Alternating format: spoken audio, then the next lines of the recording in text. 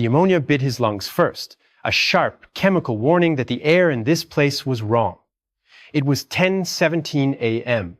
on a Tuesday, and the factory floor of the Farbenwerk seemed to pulse with a sickly industrial rhythm. For Dr. Emil Vogel, the sensation was a professional curiosity, a note to be filed away. He was a man of science, a bacteriologist drafted not for the front lines, but for this sterile war, waged in petri dishes and fermentation vats. His current task, a new synthetic rubber project, was a puzzle. But the air today was a different kind of problem. It held a sweet cloying undertone beneath the ammonia, a scent he couldn't place. He saw one of the junior technicians, a young man named Klaus, cough violently into his sleeve, his face momentarily flushing a deep, unnatural red before paling. Vogel made a mental note to check the ventilation reports after lunch. It was probably nothing. In a war, everything was probably nothing, until it was everything. Emil Vogel was a man built for the quiet solitude of a laboratory, not the cacophony of a war machine.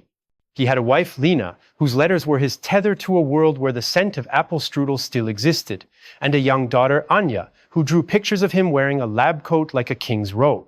He clung to these images as he walked the long, sterile corridors of the facility, a sprawling complex where the boundaries between industrial chemistry and the darker arts of biology had long since blurred. His own work was benign, he told himself.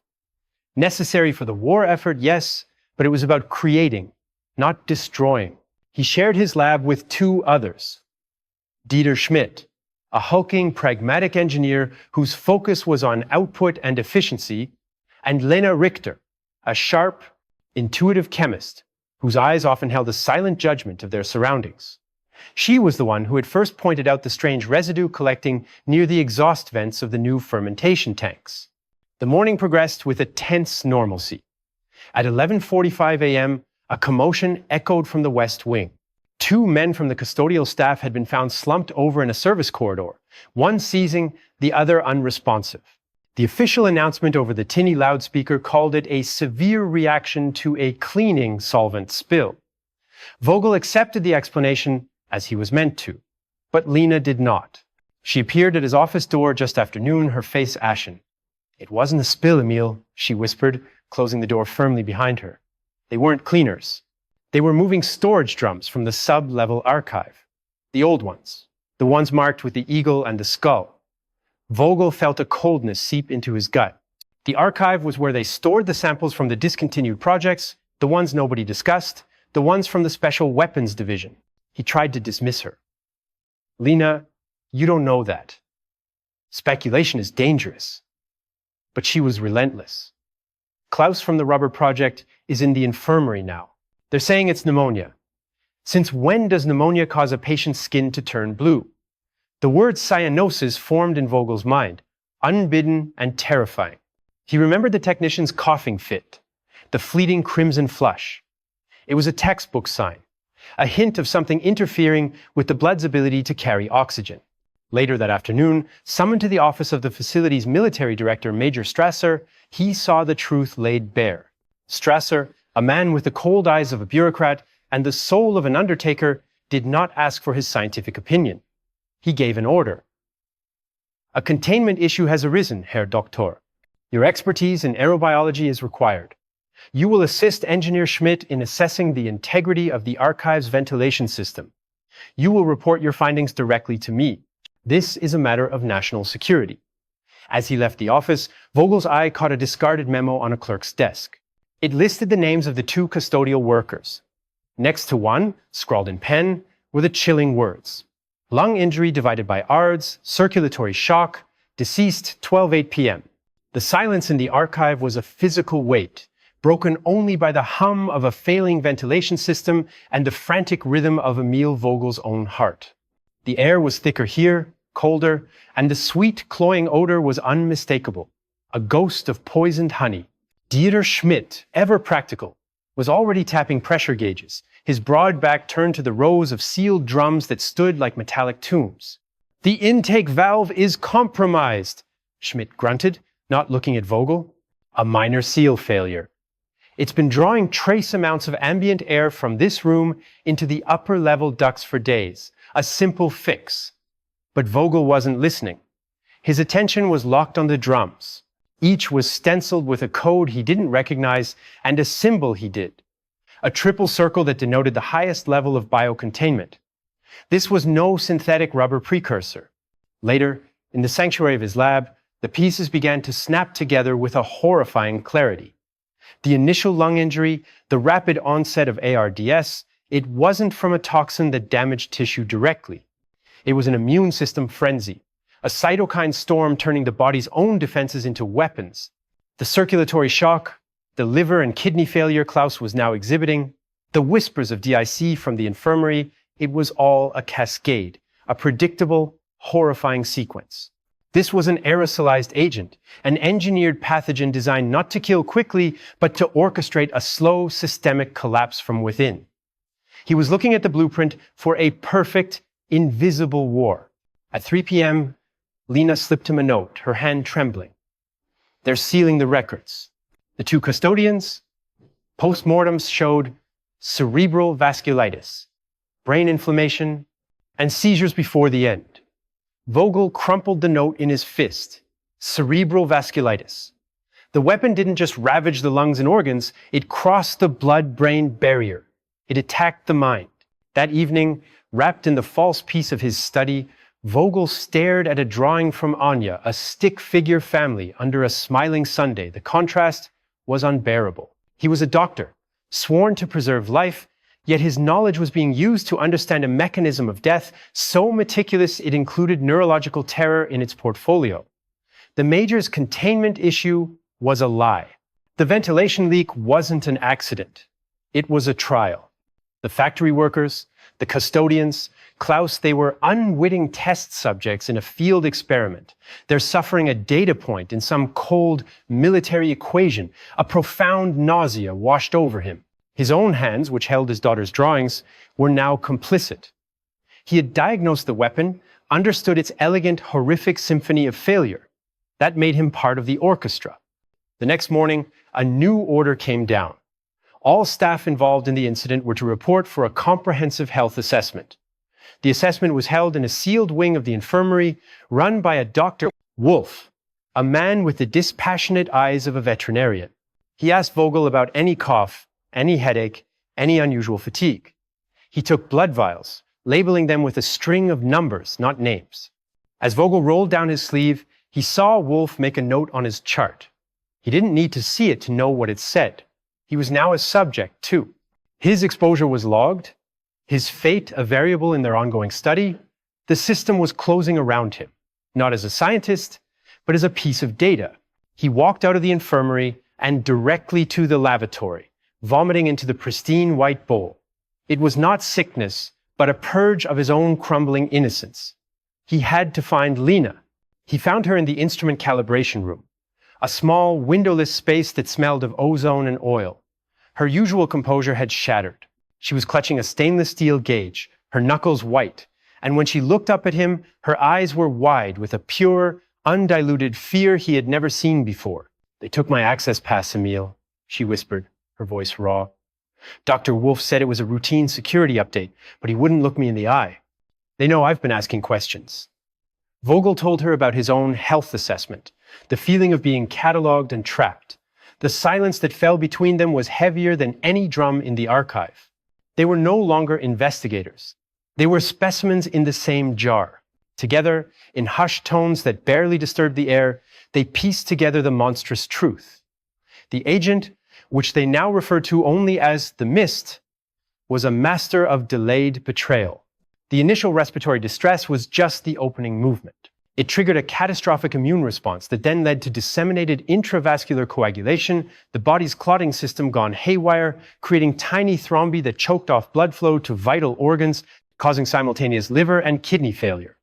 Then, as a final, brutal act, it inflamed the blood vessels of the brain. Cerebral vasculitis.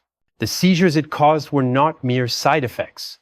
They were the signature of a weapon designed to erase a person from the inside out, to turn their own biology into a weapon of self-destruction.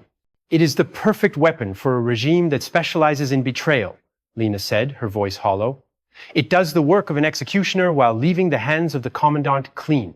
The decision was made in that moment, without a word being spoken. They had to act. The original data, the protocols for the weapon's cultivation and stabilization, had to be destroyed. But merely destroying the physical samples in the archive would not be enough. The science itself, the knowledge, was the true danger. It resided in the project logbooks, kept under lock and key in Major Strasser's private office safe. Stealing them was a fantasy. But there was another way. The new fermentation tanks on their own rubber project used an identical growth medium. A contaminated batch, a supposed accident, could provide the cover they needed.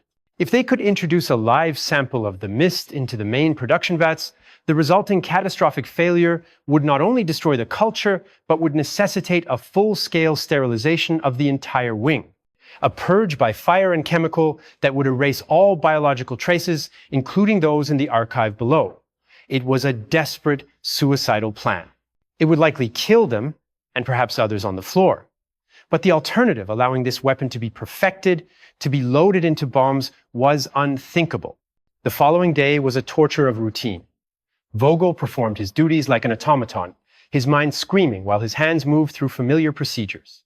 He saw Schmidt watching him, his engineer's gaze analytical and cold. Did he suspect, or was he simply observing a colleague under stress?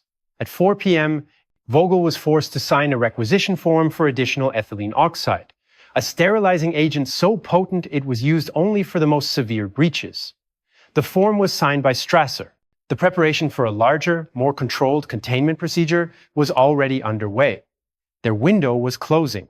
That night, lying beside Lena, who slept fitfully, he allowed himself one moment of weakness. He imagined Anya's laughter, the simple weight of her hand in his.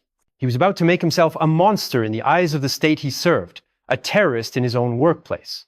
He was about to sacrifice everything, including, perhaps, any chance of seeing them again. But to save a world that still had apple strudel and children's drawings in it, it was a price he had to believe was worth paying. He met Lena's eyes at 7:30 the next morning, near the tank control panels. It was time. The main production hall throbbed with a deceptive normality. The giant fermentation vats, gleaming like silver pillars, emitted a low, constant hum. Vogel's palms were slick with sweat as he approached the primary control panel, the key he had stolen from Schmidt's office, feeling like a hot brand in his pocket. Lena was stationed at the auxiliary monitoring station, her face a pale, determined mask. Her job was to watch the pressure and temperature readouts, to give him the signal when the system was most vulnerable. His own role was simpler and far more terrifying. In his lab coat pocket was a small, sealed ampule. It contained a filtered liquid concentrate he had prepared from a scrap of cloth soaked with the condensate from the archive leak. It was a ghost of the weapon, but more than potent enough to corrupt the vast nutrient broth in the vats, to turn the entire system into a cascading failure. He inserted the key, his hand trembling only slightly. The panel lit up. He could feel the eyes of the factory floor on him, but when he glanced up, the other technicians were merely going about their business. To them, he was Dr. Vogel, solving a problem. He entered a series of commands, bypassing the safety protocols for a manual culture injection. The system whirred, a port hissing open on the side of the primary vat. This was it. This was the point of no return. He thought of Lena's face, not as it was now, lined with worry, but as it had been on their wedding day, filled with a hope that felt like a lifetime ago. He thought of Anya asking him why the sky was blue, a simple question with a simple answer. There were no simple answers here, only a terrible, necessary choice. He pulled the ampule from his pocket, snapped the top off, and emptied its contents into the injection port. It was done. For a long moment, nothing happened. The vats continued their low hum. The dials on Lena's station remained steady. A cold dread began to seep into Vogel. Had he failed? Had the sample been too degraded? Then, at 8:12 a.m., a single alarm chirped. A yellow light flashed on the panel in front of Lena. She met his gaze across the room and gave a single sharp nod. It was beginning. The contamination was spreading, the engineered pathogen finding the rich medium a perfect breeding ground. The biological reaction was generating heat, causing a subtle but critical pressure shift. More alarms joined the first, a chorus of electronic distress. Technicians began to look up from their work, confusion on their faces. Vogel forced himself to walk, not run, to the central comms unit. "This is Dr. Vogel," he said, his voice miraculously steady. "We have a cascade failure in progress in the primary fermentation array. I am initiating an emergency purge sequence. Evacuate the hall." The declaration of an emergency purge would trigger the release of the ethylene oxide, flooding the entire sector. It was then that Dieter Schmidt burst onto the floor, his face a thundercloud. He took in the flashing lights, the gathering panic, and his eyes locked onto Vogel. He didn't shout. He simply strode to the control panel, his engineer's mind instantly diagnosing the sabotage. "What have you done?" he hissed, his voice low and venomous. He lunged for the override, but Vogel moved to block him. For a few seconds they struggled, a silent, desperate ballet of pushing hands and grunted curses. Schmidt was stronger, but Vogel was fueled by a frantic final resolve. He shoved Schmidt back, just as a deep, gurgling groan emanated from the primary vat. The pressure was spiking wildly. A warning siren, different from the others, deeper, more urgent, began to wail. The purge sequence was now irreversible. The vents would open in moments. Schmidt's eyes widened in realization, not just of the sabotage, but of the consequences. He was trapped in the kill box with them. He turned and ran, shouting for everyone to get out. Vogel looked for Lena. She was still at her station, her hand hovering over a final switch. She gave him a sad final smile, and then slammed her palm down on the manual release. The vents opened with a great, sighing whoosh. A white chemical mist began to pour from the ceilings. The ethylene oxide. Vogel's last conscious thought was not of the war, or the weapon, or even his own impending death. It was of the scent of apples from the tree in his mother's garden, a memory so vivid and pure, it blotted out the chemical sting in his lungs. Then the world turned white and silent. The world did not return, not as it was. For Emil Vogel, consciousness was a flickering candle in a vast white darkness. There was no pain, only a profound and distant cold, a sense of his own body as a faraway country collapsing into civil war. He was aware, in a detached, clinical way, of the processes beginning within him. The sharp chemical burn in his chest that quickly deepened into a drowning sensation, his lungs refusing to draw clean breath from the poisoned air. This was the lung injury, the ARDS he had diagnosed in others, now turning his own respiratory system into heavy, useless sacks of fluid. The circulatory shock came next, a great engine stalling. He felt a dizzying lightness as his blood pressure plummeted, his vision tunneling into a narrow pinprick of light. Somewhere, in the real world, he knew men in gas masks would be dragging bodies from the white mist. He was just another body, a success, a statistic. He did not witness the aftermath, the panicked lockdown, the sealed wing becoming a tomb, the official report that would cite a catastrophic industrial accident, a tragic failure of experimental rubber production. He did not see Major Strasser quietly shred the project files, the destruction of the weapon now conveniently accomplished by the very disaster that had leaked it. He did not see Lena Richter's still form a few meters from his, her hand still outstretched toward the switch she had thrown. His world had shrunk to the internal cascade of failure. His liver and kidneys, starved of oxygen and assaulted by the systemic inflammation, began to shut down. A silent, internal poisoning. The disseminated intravascular coagulation set in. 1,000 tiny clots forming and traveling through his bloodstream. A silent civil war that strangled capillaries from his brain to his fingertips. The last rebellion was in his mind. As the cerebral vasculitis took hold, inflaming the delicate vessels of his brain, the seizures began. They were not violent convulsions, as he might have imagined, but a storm of fractured light and memory. He saw Lena's face, but it shattered like glass. He heard Anya's laughter, but it twisted into the scream of the alarms. The world became a kaleidoscope of terror and love, all jumbled together, the final brutal irony of the weapon that attacked the seat of the soul.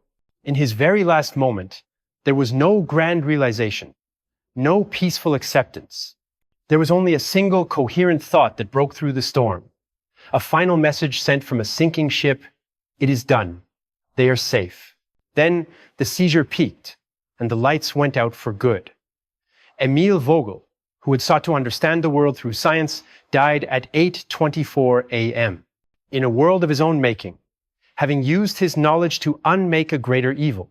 His sacrifice was buried under layers of state-sanctioned lies, another nameless casualty of the war effort. But the weapon, the meticulous blueprint for human suffering, was gone. Its samples, its data, its very memory were scoured from the Farbenwerk by the fire and chemicals of the purge he had triggered. He had traded his life and his legacy for a future he would